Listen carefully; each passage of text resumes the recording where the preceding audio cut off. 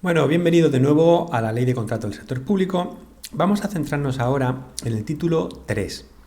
Objeto, presupuesto base de licitación, valor estimado, precio del contrato y su revisión, que se centra en aspectos relativos al objeto del contrato, el presupuesto base, el valor estimado, el precio y la revisión del contrato. Bueno, para ubicarnos, nos encontramos en el libro primero, configuración general de la contratación del sector público y elementos estructurales de los contratos.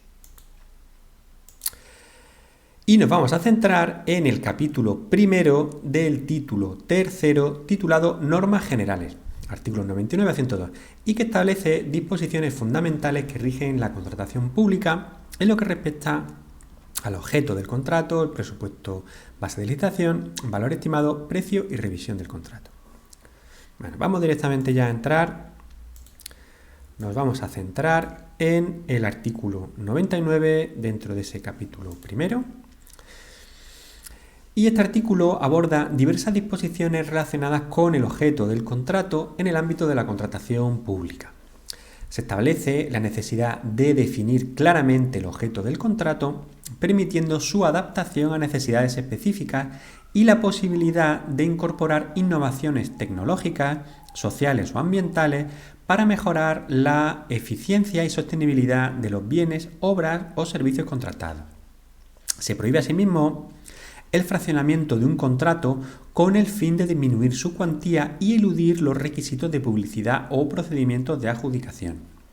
Asimismo, se contempla la división del contrato en lotes para su ejecución independiente, excepto en contratos de concesión de obras, siempre que existan motivos válidos que justifiquen la no división en lotes, como el riesgo de restringir la competencia o la complejidad técnica del objeto del contrato.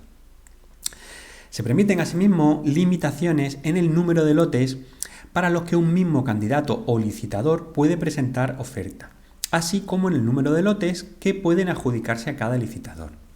Además, se establecen requisitos para la adjudicación de ofertas integradoras, que permiten adjudicar más de un lote al mismo licitador, siempre que se cumplan ciertos criterios y requisitos.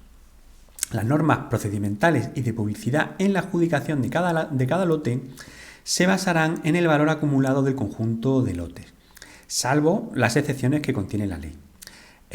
Cada lote va a constituir un contrato independiente, salvo en caso de ofertas integradoras, donde todas las ofertas constituirán un contrato único, salvo que se establezca otra previsión en el pliego que rija el contrato.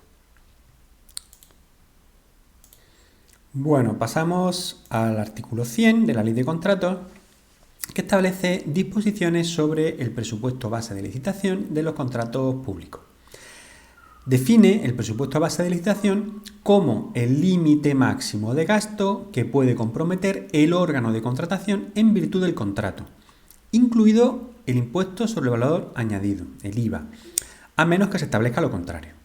Además, se requiere que los órganos de contratación garanticen que este presupuesto sea adecuado a los precios del mercado al elaborarlo, desglosándolo para indicar los costos directos e indirectos, así como otros gastos eventuales, en el pliego de cláusulas administrativas particulares o bien en el documento regulador de la licitación.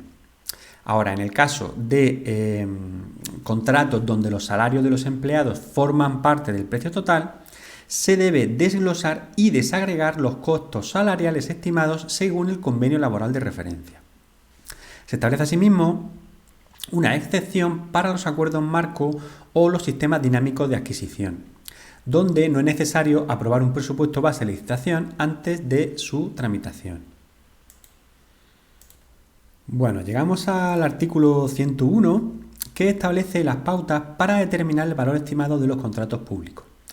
En primer lugar, para los contratos de obras, suministros y servicios, el valor estimado se calcula tomando en cuenta el importe total sin incluir el impuesto valor añadido, según las estimaciones del órgano de contratación.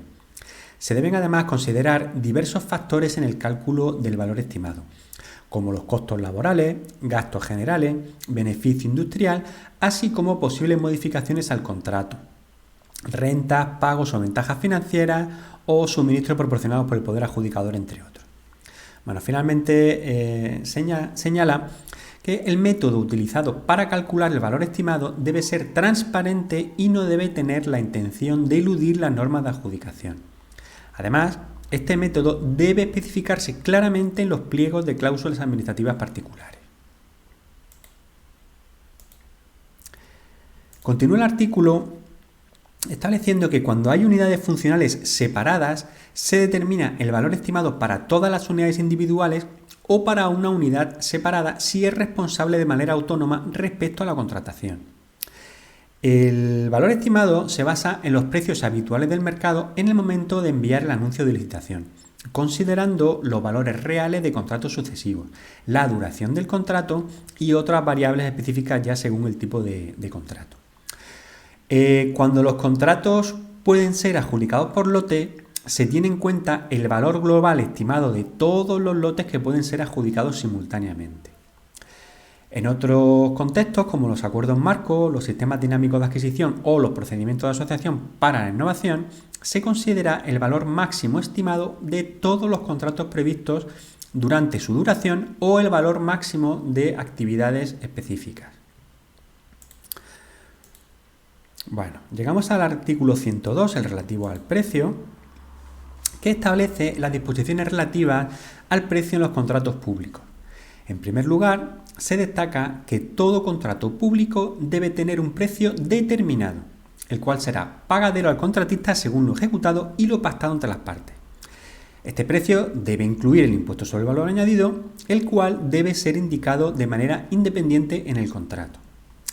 En cuanto a la expresión del precio, se especifica que generalmente debe expresarse en euros. No obstante, se permite el pago en otras monedas en determinados casos, siempre que se incluya una estimación en euros del valor total del contrato. La adecuación del precio se basa en la estimación del mercado y en la aplicación de normas sobre ofertas desproporcionadas. Para los servicios en los que los costos laborales sean predominantes, se deben considerar los convenios colectivos aplicables. El precio puede formularse de dos maneras: como precios unitarios para componentes individuales o bien como precios globales para todas las prestaciones del contrato. Bueno, para finalizar lo relativo a este título, en cuanto a la revisión del precio, se permite ajustarlo durante la ejecución del contrato para reflejar variaciones económicas de costos.